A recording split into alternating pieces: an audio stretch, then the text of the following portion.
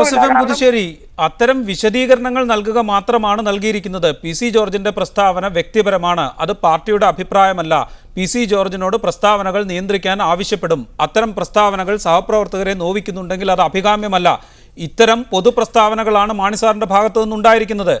പാർട്ടിയുടെ വൈസ് ചെയർമാനെ ഇത്തരം പ്രസ്താവനകൾ നടത്തുന്നതിൽ നിന്ന്, കോൺഗ്രസിനെതിരെ, മുന്നണിക്കെതിരെ, സ്വന്തം പാർട്ടിക്കെതിരെ ഇത്തരം പ്രസ്താവനകൾ നടത്തുന്നതിൽ നിന്ന് വിലക്കാൻ എന്തുകൊണ്ട് KM മാണിക്ക് സാധിക്കുന്നില്ല എന്നതാണ് ചോദ്യം. അല്ല, അത് ഞാൻ പറഞ്ഞല്ലോ, ഇത്തരം അവസരങ്ങളിലെല്ലാം പാർട്ടി ചെയർമാൻ മാണി സാറ് ഈ നിലപാടുകൾ അതിനകത്ത് വ്യക്തത വരുത്തത്തക്കവണ്ണം നിലപാട് വ്യക്തമാക്കിയിട്ടുള്ളതാണ്. അതിനപ്പുറത്ത് പലപ്പോഴും ചില വിവാദ പ്രസ്താവന ഉണ്ടാവുന്നു. ആ പ്രസ്താവന ഉണ്ടായ ഏറ്റവും ഒടുവിലത്തെ സാഹചര്യത്തിലും അദ്ദേഹം പറഞ്ഞു വിവാദ പ്രസ്താവനകൾ ഒഴിവാക്കണം, മിതത്വം പാലിക്കണം, പ്രതിപക്ഷ ബഹുമാനം വേണം, ഇത്തരം കാര്യങ്ങൾ അദ്ദേഹം സൂചിപ്പിക്കുകയുണ്ടായി. അത് അദ്ദേഹത്തിന്റെ ഉദ്ദേശം എന്താണ് എന്നുള്ളതാണ്. അത് കേരള കോൺഗ്രസിൽപ്പെട്ട എല്ലാ നേതാക്കന്മാർക്കും ബാധകമായി അദ്ദേഹം നൽകിയിട്ടുള്ള സന്ദേശമാണ്. അത് ഉൾക്കൊണ്ട് പ്രവർത്തിക്കാൻ കഴിയുക എന്നുള്ളതാണ് കേരള കോൺഗ്രസിൽ പ്രവർത്തിക്കുന്ന ആളുകളെ. അത് ഉൾക്കൊണ്ട് പ്രവർത്തിക്കാൻ PC ജോർജിന് സാധിക്കുന്നില്ല എന്ന് പലകുറി വ്യക്തമായി കഴിഞ്ഞിട്ടും ഒരു നടപടിയിലേക്ക് അല്ലെങ്കിൽ കർശനമായൊരു ശാസനയിലേക്ക് നീങ്ങാൻ ചെയർമാൻ തയ്യാറാകുന്നില്ല. അല്ല, അത് അത്തരം കാര്യങ്ങൾ ചർച്ചയിലൂടെ പരിഹരിച്ചുകൊണ്ട് മുന്നോട്ട് പോകാൻ തന്നെയാണ് പാർട്ടി ആഗ്രഹിക്കുന്നത്. അല്ല, വെട്ടൊന്ന് മുറി രണ്ട് എന്നുള്ള ഒരു സമീപനത്തിലേക്ക് ഒരു പാർട്ടിയെ സംബന്ധിച്ച് ഒരു ജനാധിപത്യ പ്രക്രിയയിൽ മുന്നോട്ട് പോകാൻ. ജോസഫ് പുതുശ്ശേരി, ജോസഫ് വിഭാഗത്തിന്റെ ഇപ്പോൾ സ്റ്റിയറിംഗ് കമ്മിറ്റിയിൽ നിന്ന് വിട്ടുനിന്ന വിഭാഗത്തിന്റെ നാളെ മുതലുള്ള തീരുമാനം ഇത് ചർച്ചയിലൂടെ പരിഹരിക്കാമെന്ന് തന്നെയാണോ? അല്ല, നിശ്ചയമായും ഒരു ചില പരാതികൾ ഉയർന്നു വന്നിട്ടുണ്ട്. ആ പരാതികളെ സംബന്ധിച്ച് ഇന്ന് രാജ്ഭവന് മുമ്പിൽ നടന്ന റബ്ബർ സമരവുമായി ബന്ധപ്പെട്ട് എല്ലാ ആളുകളും പാർട്ടി നേതാക്കന്മാർ സ്ഥലത്തെത്തേണ്ടതായിട്ടുണ്ട്. 30-നാണ് നേരത്തെ നിശ്ചയിച്ചിരുന്നത്. അന്നത്തെ ചില അസൗകര്യങ്ങൾ കൊണ്ട് അഡ്വാൻസ് ചെയ്ത് ഇന്ന് രാജ്ഭവന്റെ മുമ്പിൽ സമരം നടത്തിയാണ്. റബ്ബർ വിലയിടിവിനെതിരെ കേരളത്തിലെ സമ്പദ്ഘടനയെ ഗുരുതരമായി ബാധിക്കുന്ന ഒരു കർഷക പ്രശ്നം, കർഷകരുടെ ജീവൽ പ്രശ്നം എന്നുള്ള നിലയിൽ വളരെ വിജയകരമായ ഒരു സമരം കേരള കോൺഗ്രസ് നടത്തുകയുണ്ടായി. ആ സമരത്തിൽ എല്ലാ നേതാക്കന്മാരും പങ്കെടുക്കുകയുണ്ടായി. അതിനോടനുബന്ധിച്ചാണ് ഇന്നൊരു യോഗം വെച്ചത്. അതിനിടയിൽ ചില പ്രശ്നങ്ങൾ ഉയർന്നു വന്നു. ആ പ്രശ്നങ്ങൾ ചർച്ചയിലൂടെ പരിഹരിച്ച് എത്രയും വേഗത്തിൽ തന്നെ പുതിയ യോഗ തീയതി തീരുമാനിച്ച് എല്ലാം വളരെ നന്നായി മുന്നോട്ട് പോകും എന്ന കാര്യത്തിൽ ഒരു സംശയമില്ല. ഈ അർത്ഥത്തിൽ ജോസഫ് വിഭാഗത്തിന്റെ ഭാഗത്ത് നിന്ന് സംയമനാത്മകമായ പ്രതികരണങ്ങളാണോ നാളെ മുതൽ ഉണ്ടാവുക? അല്ല, ഇത് പ്രശ്നം പരിഹരിച്ചു പോകാൻ എല്ലാ ഭാഗത്തു നിന്നുമുള്ള സഹകരണം ഉണ്ടാവും. അക്കാര്യത്തിൽ ഇന്ന് തന്നെ ഇപ്പോൾ നേതാക്കന്മാരെല്ലാം തന്നെ പരസ്പരം അങ്ങോട്ടും ഇങ്ങോട്ടും ആശയവിനിമയം ഒക്കെ നടത്തിയിട്ടുണ്ട്. അല്ലാതെ ഒരു യോഗം അത് ചില സാഹചര്യങ്ങളിൽ കൂടാൻ കഴിയാതെ മാറ്റിവെക്കേണ്ടി വന്നു. അതുകൊണ്ട് ആരും അങ്ങോട്ടും ഇങ്ങോട്ടും സംസാരിക്കാതെ മാറി നിൽക്കുന്നു എന്നുള്ള നിലയിലല്ല. നേതാക്കന്മാർ തമ്മിൽ പരസ്പരം ആശയവിനിമയങ്ങൾ ഉണ്ടായിട്ടുണ്ട്. ആ ആശയവിനിമയങ്ങൾ പുരോഗമിച്ച് ഞാൻ പറഞ്ഞല്ലോ, എത്രയും പെട്ടെന്ന് ഈ പ്രശ്നങ്ങൾ പരിഹരിച്ച് പുതിയ തീയതി തീരുമാനിച്ച് കേരള കോൺഗ്രസ് ഒറ്റക്കെട്ടായി തന്നെ മുന്നോട്ട് പോകും. റൈറ്റ്. ജോസഫ് എം പുതുശ്ശേരി, ദയവായി ടെലിഫോൺ ലൈൻ തുടരുക. അഡ്വക്കേറ്റ് ജയശങ്കറിലേക്ക്. അഡ്വക്കേറ്റ് ജയശങ്കർ, ഇവിടെ ജോസഫ് എം പുതുശ്ശേരി പറയുന്നത് പോലെ നേതാക്കൾ തമ്മിൽ പരസ്പരം ആശയവിനിമയം നടക്കുന്നുണ്ട്. പ്രശ്നങ്ങൾ എളുപ്പത്തിൽ പരിഹരിക്കാൻ സാധിക്കും. വെട്ടൊന്ന് മുറി രണ്ട് എന്ന രീതിയിലല്ല പാർട്ടിയിലെ മുന്നോട്ട് പോക്ക്. ജനാധിപത്യപരമായ രീതിയിൽ കാര്യങ്ങൾ പരിഹരിക്കാൻ ശ്രമിക്കുന്നു. ഇത് എത്രത്തോളം സാധ്യമാണ് കേരള കോൺഗ്രസിനെ സംബന്ധിച്ച്? പ്രത്യേകിച്ച് അതിന്റെ ചരിത്രം താങ്കൾ സൂചിപ്പിക്കുകയുണ്ടായി. അല്ല, ജോസഫ് പുതുശ്ശേരിയുടെ ശുഭപ്രതീക്ഷയോട് എനിക്ക് മതിപ്പാണുള്ളത്. അദ്ദേഹത്തിന്റെ ആഗ്രഹം പോലെ കാര്യങ്ങൾ നടക്കട്ടെ എന്ന് ഞാൻ പ്രത്യാശ പ്രകടിപ്പിക്കുകയും ചെയ്തു. പക്ഷേ ഇത് പ്രാവർത്തികമാകാനുള്ള സാധ്യതകൾ വളരെ വിദൂരമാണ്. കാരണം PC ജോർജ് പല നേതാക്കന്മാരെയും ഇതിനു മുമ്പ് ഇതുപോലുള്ള അവഹേളനപരമായ പരാമർശങ്ങൾ നടത്തിയിട്ടുണ്ട്.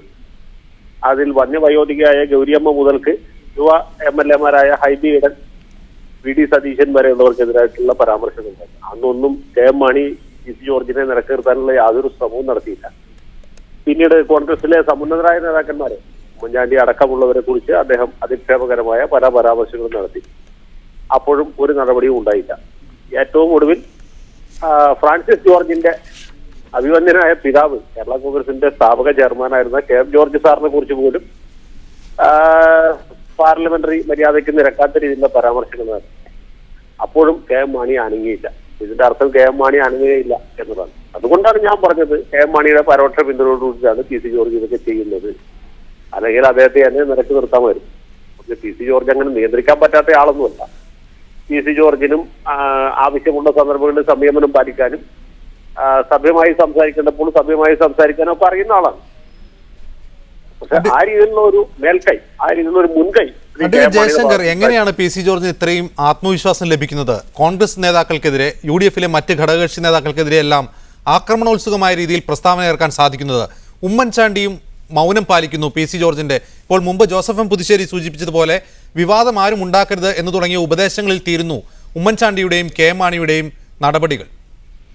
അതിന്റെ കാരണം വളരെ വ്യക്തമാണ്. പി സി ജോർജിന്റെ കയ്യിൽ ഒരുപാട് രേഖകളുണ്ട്, വസ്തുതകളുണ്ട്, പലരെയും സംബന്ധിച്ച പല രഹസ്യങ്ങളുമുണ്ട്. ഇതൊക്കെ പുറത്തു പറഞ്ഞാൽ വലിയ പ്രശ്നമുണ്ടാകും. ഇപ്പൊ KP ഗണേഷ് കുമാറുമായിട്ടുള്ള പ്രശ്നങ്ങൾ തന്നെ നോക്കിയാൽ മതി. KP ഗണേഷ് കുമാറുമായിട്ട് ആദ്യം പ്രശ്നം ഉണ്ടാക്കി, ഇയാളെ മന്ത്രിസഭയിൽ ഞാൻ ഇരുത്തുകയില്ല എന്ന് പ്രഖ്യാപിച്ചു. KP ഗണേഷ് കുമാർ അതേ നാണയത്തിൽ തിരിച്ചടിച്ചു.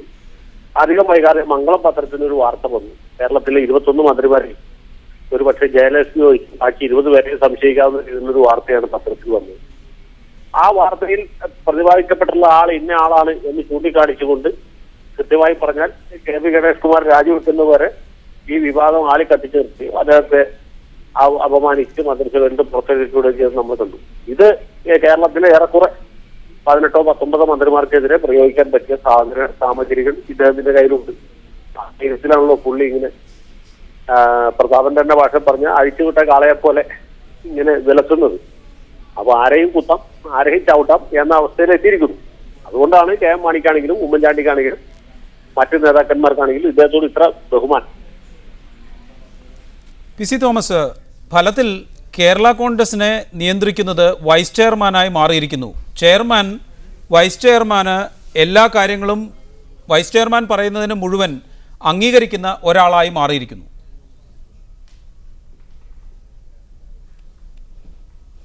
അല്ല, ഇതിനകത്ത് അങ്ങനെയാണോ എന്ന് എനിക്കറിയില്ല. പക്ഷേ എന്തോ വെടിമരുന്നുണ്ട് എന്ന് പറയുന്നു. അത് ശരിയാകാൻ സാധ്യതയുണ്ട്. PC ജോർജിനെ എന്തോ ഭയപ്പാടുണ്ട് എന്നുള്ളതാണ് ജനങ്ങളുടെ ഇടയിലെ വ്യാപകമായ സംസാരം. അല്ലെങ്കിൽ മാണിസാറിൻ്റെ രീതിക്കൊന്നും മാണിസാർ അങ്ങനെ അനങ്ങാതിരിക്കുന്നയാളൊന്നുമല്ല. എപ്പോൾ നടപടിയെടുക്കണം, എങ്ങനെ എടുക്കണം എന്നൊക്കെ വളരെ വ്യക്തമായിട്ട് അറിയാം. അത് ഒരുപക്ഷേ പാർലമെൻറ്റ് ഇലക്ഷനൊക്കെ വരികയല്ലേ. അപ്പോൾ ഈ വെടിമരുന്ന് എവിടെ വരെ പോകുമെന്നോ, ആർക്കിട്ടൊക്കെ എതിരായിട്ട് പോകുമെന്നോ, അല്ലെങ്കിൽ പാർലമെൻറ്റ് ഇലക്ഷനെ സ്ഥാനാർത്ഥിക്ക് ബുദ്ധിമുട്ടുണ്ടാകുന്ന തരത്തിലുള്ള വെടിമരുന്നാണോ എന്ന് ഒന്നും നമുക്കറിയില്ലല്ലോ. പക്ഷേ അറിയാവുന്നയാൾ ചിലപ്പോൾ അതുകൊണ്ട് തന്നെയായിരിക്കാം ഈ പല കാര്യങ്ങളിൽ വളരെ ശ്രദ്ധിച്ച്, അതല്ലെങ്കിൽ ഇത്രയും വലിയ ഭൂകമ്പമൊക്കെ ഉണ്ടായിട്ട് ഞാനൊന്നും പറഞ്ഞില്ല, സംയമനം പാലിക്കണം എന്ന് മാത്രം പറഞ്ഞ് ഇരിക്കുന്ന രീതിയൊന്നുമല്ലല്ലോ. അതൊക്കെ കാണുമ്പോൾ നമുക്ക് എന്തൊക്കെ ഉണ്ട് പുറകില്. PC തോമസ്, എന്ന് മാത്രമല്ല, PC തോമസ്, ഒരു ഭാഗത്ത് PC ജോർജ് മുന്നണിയെയും പാർട്ടിയെയും മുന്നണിക്ക് നേതൃത്വം നൽകുന്ന പാർട്ടിയിലെ നേതാക്കളെയും ഒക്കെ ശക്തമായി വിമർശിക്കുകയും KM മാണി അതിന് മൗനം കൊണ്ട് സമ്മതം നൽകുകയും ചെയ്യുമ്പോൾ, മറുഭാഗത്ത് CPM-ന്റെ പോളിറ്റ് ബ്യൂറോ മെമ്പർ നിരന്തരം KM മാണിയെ പുകഴ്ത്തുന്നുണ്ട്. കഴിഞ്ഞ 2 ദിവസവും കോടിയേരി ബാലകൃഷ്ണന്റെ പ്രസ്താവന വന്നത് KM മാണിയെ പുകഴ്ത്തിക്കൊണ്ടാണ്. അതൊക്കെ രാഷ്ട്രീയമല്ലേ. രാഷ്ട്രീയത്തിൽ മൊത്തത്തിൽ ഗവൺമെൻറ്റിനെ അറ്റാക്ക് ചെയ്യാനുള്ള എല്ലാ മാർഗവും ചിലപ്പോൾ നോക്കിയെന്നിരിക്കും. കോടിയേരി പറഞ്ഞത് എന്തിനെക്കുറിച്ചാണോ അല്ലെങ്കിൽ എന്താണ് എന്നുള്ളത് അത്ര കാര്യമായിട്ട് ഞാൻ നോക്കിയില്ല. പക്ഷേ ഞാൻ പറഞ്ഞത്, പ്രതിപക്ഷത്തിരിക്കുന്ന ആളുകൾ ചിലപ്പോൾ ചില കാര്യങ്ങൾ കൂടുതൽ പറയുമ്പോൾ വ്യക്തമായിട്ടും അതിനകത്തൊക്കെ വിമർശനങ്ങൾ കാണും, അല്ലെങ്കിൽ വേറൊരാളെ വിമർശിക്കാനുള്ള ഒരു കാര്യങ്ങൾ കാണും. അപ്പോൾ ഒരാളെ ഒന്ന് ഉയർത്തിക്കാട്ടി എന്ന് പറഞ്ഞാൽ ഉടനെ എനിക്ക് തോന്നുന്നില്ല അത് കണ്ട് അല്ലെങ്കിൽ അത് വളരെ കാര്യമായിട്ട് അങ്ങ് ഉയരാൻ മാത്രമുള്ള ഒരു കാരണമാകണമെന്നില്ല. പക്ഷേ ഇതിനകത്ത് എനിക്കറിയില്ല. യഥാർത്ഥത്തിൽ ഗണേഷ് കുമാറിനെതിരെയായ ആരോപണങ്ങളെ തുടർന്ന് അതേ സമയത്ത് തന്നെയാണ് ഏകദേശം നെല്ലിയാമ്പതിയിലെ എസ്റ്റേറ്റ് വിഷയങ്ങളിലും PC ജോർജ് ഒരു നിലപാടുമായി പ്രത്യക്ഷത്തിൽ UDF-നെതിരെ രംഗത്ത് വന്നത്. ഗണേഷ് കുമാർ പുറത്തായതോടുകൂടി അത്തരം പ്രസ്താവനകളിൽ നിന്ന് PC ജോർജ് പിൻവാങ്ങുകയുണ്ടായി. ഇപ്പോൾ ഏറ്റവും ഒടുവിൽ ഗണേഷ് കുമാർ മന്ത്രിസഭയിലേക്ക് വരുന്നതിനെതിരെ കുറെ കൂടി മൃദുവായ സമീപനമാണ് PC ജോർജിന്റെ ഭാഗത്തു നിന്നുണ്ടായത്. രാജിവെച്ച് വീണ് കിടക്കുന്ന ഒരാളെ വീണ്ടും കുത്തേണ്ടതില്ല എന്നാണ് PC ജോർജിന്റെ നിലപാട്. ഇത്തരത്തിൽ വനം വകുപ്പുമായി ബന്ധപ്പെട്ട ചില കാര്യങ്ങളിൽ PC ജോർജിന്റെ നിലപാടുകളാണോ മുൻപ് ഇവിടെ സൂചിപ്പിച്ച വെടിമരുന്ന്?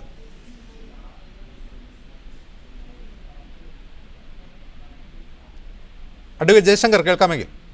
തീർച്ചയായിട്ടും ഇത് പാർട്ടിക്കകത്തുള്ള ഉൾപ്പോരിന്റെ ഒരു പ്രകടനം തന്നെയാണ് എന്ന കാര്യത്തിൽ സംശയമില്ല. പിന്നെ കെ എം മാണി തന്ത്രപരമായ ഒരു നിലപാട് സ്വീകരിക്കുന്നു. അദ്ദേഹത്തിന്റെ ജീവിത അഭിലാഷം എന്ന് പറയുന്നത് കേരള മുഖ്യമന്ത്രിയാകണം എന്നുള്ളതാണ്. അദ്ദേഹത്തിന്റെ മകനെ കേന്ദ്രമന്ത്രി സഭയിൽ ഒരു സഹമന്ത്രി എങ്കിലും ആക്കാൻ പരമാവധി ശ്രമം നടത്തി പരാജയപ്പെട്ടു. കോൺഗ്രസുകാർ വഞ്ചിച്ചു എന്ന വികാരം അദ്ദേഹത്തിനുണ്ട്. അത് തികച്ചും തെറ്റാണെന്ന് പറയാൻ കഴിയുന്നില്ല. കാരണം 7 or 8 തവണ കേന്ദ്ര മന്ത്രിസഭ പുനഃസംഘടിപ്പിച്ചപ്പോഴും ഈ ചെറുപ്പക്കാരന്റെ പേര് പരിഗണിക്കുക. ഓരോ തവണയും ഓരോ തൊടുന്യായം പറഞ്ഞ അദ്ദേഹത്തെ ഒഴിവാക്കിച്ചു. അതിന്റെ ഒരു നിരാശ കെ എം മാണിക്ക് ചേർന്നുകൊണ്ട് ആ ഒരു വികാരം ആളിക്കത്തിക്കാനും CPM പാളയത്തിലേക്ക് അദ്ദേഹത്തെ കൊണ്ടുപോകാനുള്ളൊരു ശ്രമം PC ജോർജിന്റെ ഭാഗത്തു നിന്നുണ്ട്. PC ജോർജ് കഴിഞ്ഞ ദിവസം പറഞ്ഞു ഓർമ്മയില്ല, ആര്യാടൻ മുഹമ്മദിനേക്കാൾ എന്തുകൊണ്ടും മഹാനായിരുന്നു പിണറായി വിജയൻ വൈദ്യുതി മന്ത്രി എന്ന നിലയിൽ. എന്നിട്ട് ഒന്നുകൂടി കൂട്ടിച്ചേർത്തു, പിണറായിയോടുള്ള ബഹുമാനം കൊണ്ടല്ല, ആര്യാടൻ അത്രയും വഷളനായതുകൊണ്ടാണ് ഞാൻ ഈ രീതിയിലുള്ള അഭിപ്രായം പറയുന്നത് എന്ന് കൂട്ടിച്ചേർത്ത്. ആര്യാടനെ പോലും വെറുതെ വിടാത്ത രീതിയിലേക്ക് PC ജോർജ് എത്തിയിരിക്കുന്നു. ഒരു കാര്യം അപ്പോഴും നമ്മൾ ഓർക്കണം, PC ജോർജ് ഒരിക്കലും മുസ്ലിം ലീഗിലെ ഒരു നേതാവിനെ കുറിച്ചും ഇതുപോലുള്ള ഒരു പരാമർശവും നടത്തിയിട്ടില്ല. അതെന്തുകൊണ്ടാണ്? എല്ലാവരെയും അവഹേളിക്കുന്ന ആളാണെങ്കിൽ PC ജോർജ് എന്തുകൊണ്ട് ലീഗുകാരെ പറ്റി പറയാത്തത്? അപ്പോൾ അതൊക്കെ വ്യക്തമായ ഉദ്ദേശത്തോടും ജയശങ്കർ കൃത്യമായ തിരക്കഥയായിരിക്കാം. പക്ഷേ ഇക്കാര്യങ്ങളിൽ നമ്മൾ ഇതിന്റെ ചരിത്രം പരിശോധിച്ചാൽ ഗണേഷ് കുമാർ മന്ത്രിസഭയിൽ നിന്ന് പുറത്താവുന്നത് PC ജോർജ് ഉന്നയിച്ച ആരോപണങ്ങളെ തുടർന്നാണ്. ഇപ്പോൾ അദ്ദേഹം ഗണേഷ് കുമാർ തിരികെ മന്ത്രിസഭയിലേക്ക് വരുന്നതിനെ കുറിച്ച് മൃദുവായ സമീപനമാണുള്ളത്. രാജിവെച്ച് വീണ് കിടക്കുന്നയാളെ കുത്തേണ്ടതില്ല എന്നാണ് PC ജോർജിന്റെ പ്രഖ്യാപിത നിലപാട്. വനം വകുപ്പുമായി ബന്ധപ്പെട്ട ചില കാര്യങ്ങളിലാണ് PC ജോർജിന് UDF-ഉമായി അഭിപ്രായ വ്യത്യാസമെന്ന് ഇതിൽ നിന്ന് വ്യക്തമാണ്. ഇത് തന്നെയാണോ PC ജോർജിന്റെ കയ്യിലുള്ള വെടിമരുന്ന്? ഒരിക്കലുമല്ല. അത് വെടിമരുന്നിന്റെ ഒരു ചെറിയ അംശം മാത്രമല്ല. വനം വകുപ്പൊക്കെ അദ്ദേഹത്തെ സംബന്ധിച്ചിടത്തോളം നിസ്സാര കാര്യമാണ്. അതൊക്കെ PC ജോർജ് വിട്ടുകഴിഞ്ഞു. അദ്ദേഹത്തിന്റെ ആഭ്യന്തര വകുപ്പിലെ ഒരുപാട് കാര്യങ്ങൾ അറിയാം, റവന്യൂ വകുപ്പിലെ കാര്യങ്ങൾ അറിയാം. എല്ലാ വകുപ്പിനെ സംബന്ധിച്ച വിശദ വിവരങ്ങളും PC ജോർജിന്റെ കയ്യിലുണ്ട്. പൊതുഭരണ വകുപ്പിനെ കുറിച്ച് അറിയാം, ഗൺമാനെ കുറിച്ച് അറിയാം, ജിക്കുമോനെ കുറിച്ച് അറിയാം. ഒരുപാട് കാര്യങ്ങളെ കുറിച്ചൊക്കെ അദ്ദേഹത്തിന് നല്ല വിവരവും ധാരണയും ഉണ്ട്. അദ്ദേഹത്തിന് അതിന്റെ എല്ലാ വിശദാംശങ്ങളും ഉണ്ട്. നമ്മൾ സ്വകാര്യ സംഭാഷണങ്ങളിൽ പോലും അദ്ദേഹം അതിന്റെ മുക്കുമൂലയൊക്കെ പറയുന്ന ആളാണ്. തീർച്ചയായിട്ടും ഒരുപാട് കാര്യങ്ങൾ അദ്ദേഹത്തിന് അറിയാം എന്ന കാര്യത്തിൽ എനിക്ക് ഉറപ്പുണ്ട്. അദ്ദേഹത്തിന്റെ അറിവിനെയാണ് മറ്റുള്ളവർ ഭയപ്പെടുന്നത്.